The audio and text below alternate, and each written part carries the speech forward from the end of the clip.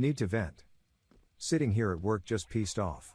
I haven't seen much of my son this year, didn't get him for the summer because of this virus. I'm pissed about that. Found out at the end of September that wife of 5 years is cheating on me.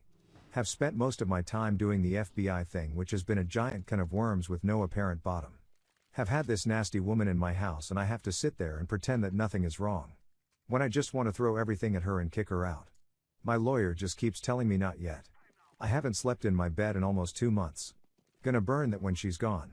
Have had no sex. Which has caused her to accuse me of cheating. If she tries to hug me or kiss me, I have to sit there and take it when it makes me want to vomit. When I look at her, I see bugs crawling all over her. I want her gone, but it's just not yet. There is not much left to burn on my fuse. It's like being locked in a big room with someone and there's just a table there and the room echoes and they start tapping on the table and tapping until you just want to flip the table and strangle them. I can't even talk to anybody about it right now because not yet.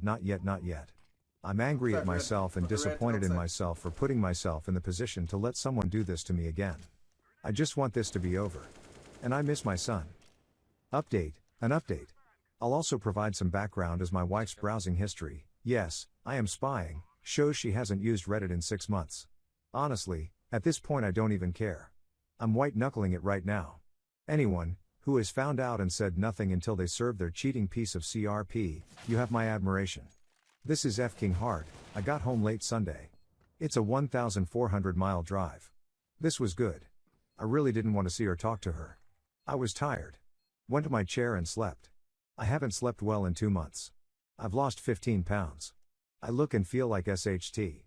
But it was the first 8 hours I had gotten in a while. Monday my wife tried to initiate some intimacy. I just cannot get it up for this woman. My Johnson is up bright and early before me every morning, so this is nothing physical with me, it's just that for once, my DCK is in total agreement with my mind and heart. This upset her and we got into a pretty heated argument. I told her maybe it was something wrong with me.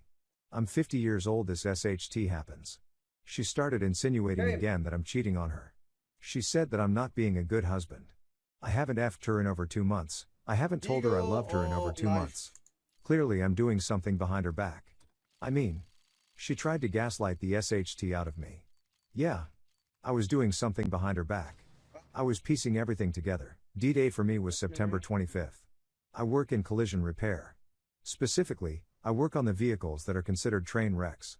September 25th, I wound up cutting my leg open on a truck I was working on. That was a trip to the emergency room. I got 5 stitches inside my leg and 34 stitches on the outside. It was pretty bad. I got put on some hefty painkillers and there was no way I was going to drive. So I called my wife.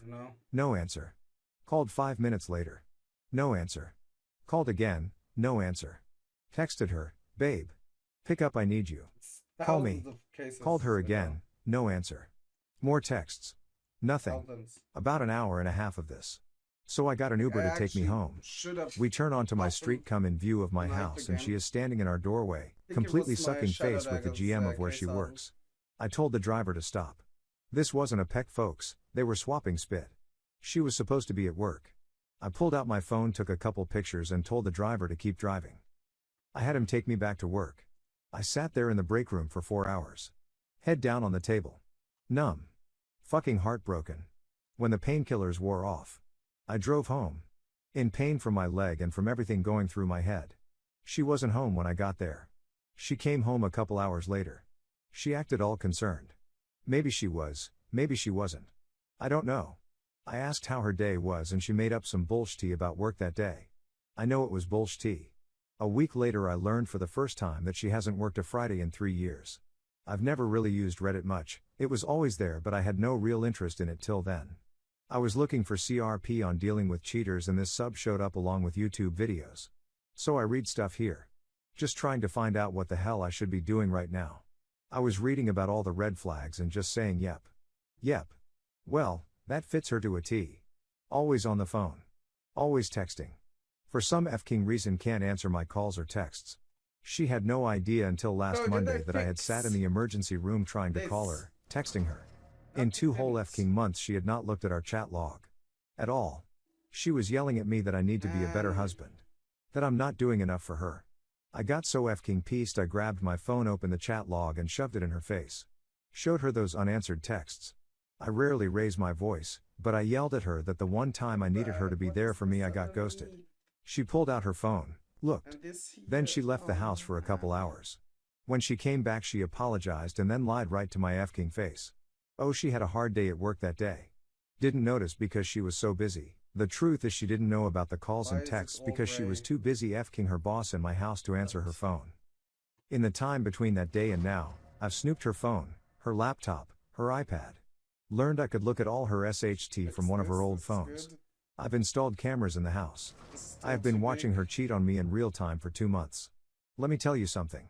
I've always thought Apple products are for idiots. They really are. Cheaters should probably start using Android or something, because Apple syncs across everything. I've learned she doesn't just dislike my son, she f-king hates that kid. Probably because him being at my house in the summer was cramping her style. I've learned this affair has been going on for years. I've learned it's not just her boss. One of the men she has been f-king has been someone I have worked with and considered a friend for over 14 years.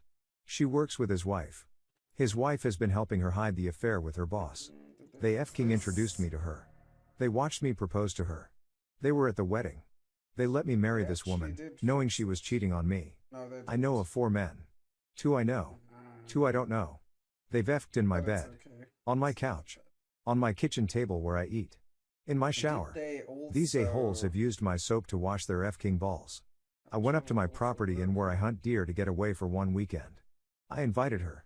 I always ask her to come whenever I go anywhere. She always declines. When I got back I just watched this parade of men go through my house and FCK my wife. She didn't even shower and clean herself off between 2 of them. What a f-king pig. Yeah, there's a camera in the bathroom too. Same thing when I went to Chicago for Thanksgiving. She spent the whole weekend f-king other men in my home. In my bed. For 2 months I have kept this to myself until I told my ex what is going on. I'm wearing this calm mask, but I am inches from Hulk smash mode. I almost confronted her about her cheating. But I just ate the lies she told me. I f-king apologized for the argument. I told her I would make an appointment with a doctor for my erectile dysfunction. And then I read her text to her boss calling me a limp DCK and she can't wait for Friday. This is not the woman I fell in love with 7 years ago. I'd like to say she's pure evil, but I'm thinking she's got severe mental health problems. Certainly she's a sociopath. Whatever. I did not sign up for this. It was very hard for me to ask her to marry me.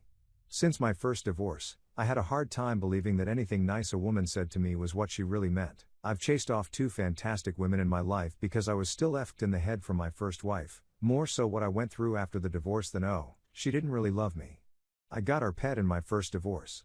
I walked away from it with $43 in my pocket, no home, no car, no means to do my job, no support for my family and had to couch surf for the next 3 years because everything I made went to alimony and paying off our debt. 22 years old and my life effed before it really even started. I spent my 24th birthday on my friend's couch, drunk, with a gun in my mouth bawling like a baby because I didn't have the stones to do it. I saw no light at the end of the tunnel. Well, since that day, I have kept $43 in my wallet to remind me of the lowest I have ever been. I'm not saying that's where I am now, but I feel like I did after that. Yeah, I'm wiser and covered by this time. But you know, the first time. I caught them in the act. Had to do it the old-fashioned way, come home early from a trip. But it was over. The extent of the gaslighting was her saying it's not what it seems and then screaming at me to stop as I beat the SHT out of my brother and his friend, don't do this. This hurt me in the divorce big time, but it was over. There was no bullshit. Nothing could be denied. All the therapy I have gone through, it's all gone.